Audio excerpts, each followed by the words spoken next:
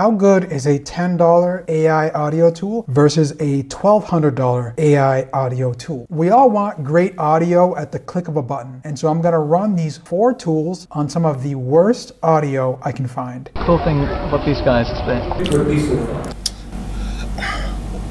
and see whether these tools are actually worth their price tag. Starting with this $10 tool, Adobe Podcast Enhanced Speech V2. This tool is simple, which I like. You drag your audio in and it gives you levers to tweak how much enhancement to apply to your audio and how low to make the background noise. Where this tool really shined is making the audio sound great. And I actually ran it on the first YouTube video that was ever uploaded on the platform. So check out this before and after. Alright, so here we are in front of the elephants.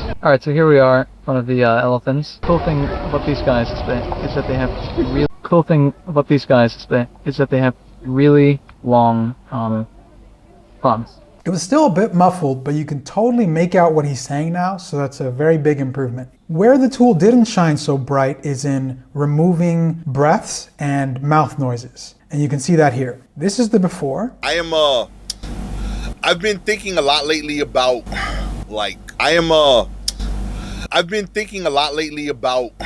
They're still pretty much all there. And the same problem is there for mouth sounds. In this clip is a podcast host actually eating food. So there's going to be chewing noises. Okay. So I have invested, right? And I only made 30 so far. Okay. So I have invested, right? And I only made 30 so far. So I'm just showing. Yo, man, that's crazy.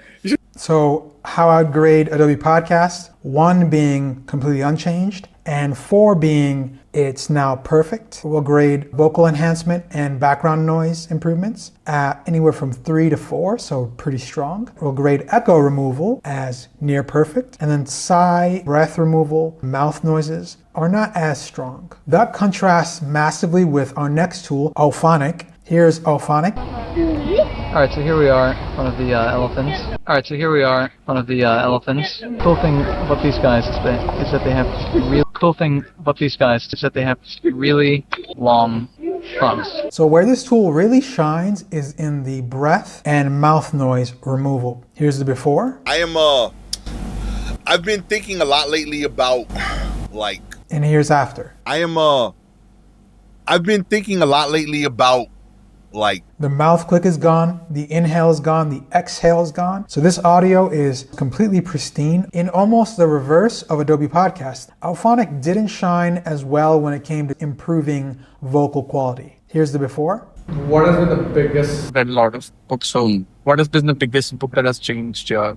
So it definitely made a change, but the change sounds quite tinny, and I don't love how it came out. I don't want to be super unfair to Auphonic because there were some samples where audio quality was much improved, but it just wasn't as reliable at this as Adobe Podcast. So for vocal improvement and background noise suppression, it gets a 2.5 or so decent but not great. Echo removal is nearly perfect. And for sigh, inhale removal, mouth noise removal, a perfect 4. But what about these 2 more expensive tools? Do they give us a bit more of a balanced performance than the cheaper tools? We'll start off with Davinci Resolve Studio's voice isolation feature. Davinci Resolve Studio in general is $295, and you're paying for a bunch of tools, which includes voice isolation. Alright, so here we are in front of the elephants. Cool thing about these guys is that they have long fronts, and that's cool.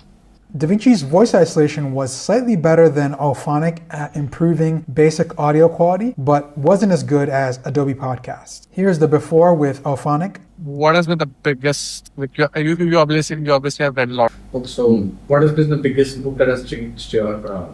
So I'd call that a lot better. Davinci was also slightly better than Adobe Podcast at addressing mouth noises, and it was performing about the same as Adobe Podcast at removing breaths and inhales. I've been thinking a lot lately about. And here's Davinci Resolve.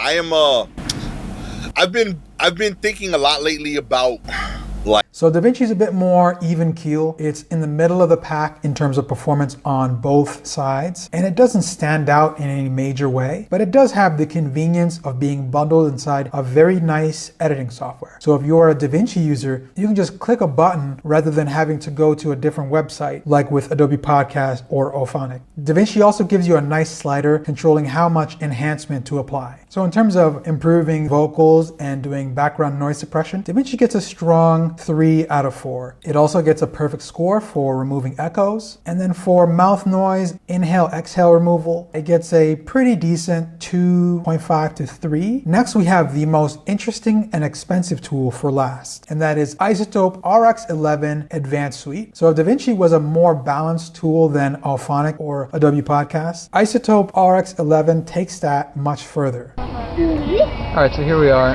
one of the elephants.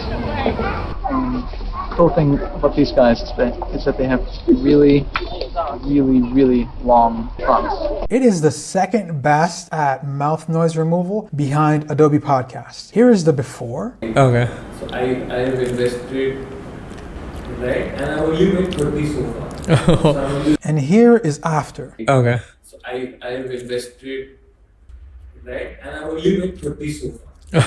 It is also the second best at sigh and breath removal, also behind Adobe Podcast. I'm good. I am a lot lately about like And this is after. I'm good. I am I've been thinking a lot lately about like And it also does a pretty adequate job of sweetening the vocals and suppressing background noise. What is really special about this tool is how targeted you can be. You can target regions of the audio and tackle particular problems in super fine-grained ways using one of these many different modules. It also has great mechanisms to preview changes and to undo things. That way you can pick out if the changes were good at all. The depth of this tool is both a pro and a con, because it also has a deep learning curve. It's not one and done like the other 3 tools. You've got a lot of knobs to play with, and it may take you hours before you've narrowed down to a really strong workflow. RX11 gets anywhere from 2.8 to 3.5 for enhancing the vocals and suppressing background noise. It also gets a perfect score for removing echoes. And then for sigh and inhale removal and mouth noise removal, it gets a strong 3 out of 4. But what is the best tool out of these 4? Auphonic has standout performance in some of the extras like removing sighs and inhales and mouth noises, but underperforms some of the other tools in basics like suppressing background noise and improving the vocal. Adobe Podcast is great for improving your vocals and suppressing background noise, but underperforms with some of those extra capabilities that Auphonic was so good at. Davinci and RX11 have the additional benefit that they come with a full suite of other audio processing capabilities, but that doesn't mean that they're comparable, because Davinci gives you some options like noise reducing and altering things in your audio signal. It doesn't have the targeted set of modules to fix everything from mouth clicks to removing breaths, but those things are all modules in RX11 Advanced. RX11 is also the only one that has a pretty strong learning curve to get benefits from. So in terms of cost to actual value, Auphonic wins, and Adobe Podcast is a pretty strong second. If you're trying to improve your audio quality, then Adobe Podcast is probably the best tool. Well, if you're trying to deal with problems like removing breaths or mouth noises, then Auphonic would be your best bet. Davinci's voice isolation is only worth it if you're already a Davinci user, so it's not a great reason to invest in the studio license at $295. But if you're really serious about your audio quality and are willing to invest some time and a significant amount of money, then Izotope RX11 may be worth looking at. It certainly has a depth and diversity of features that might attract someone who's really serious about their audio quality. And I'd recommend waiting for a sale so that you don't have to pay the full $1,200 for it. Best cost to value is Auphonic.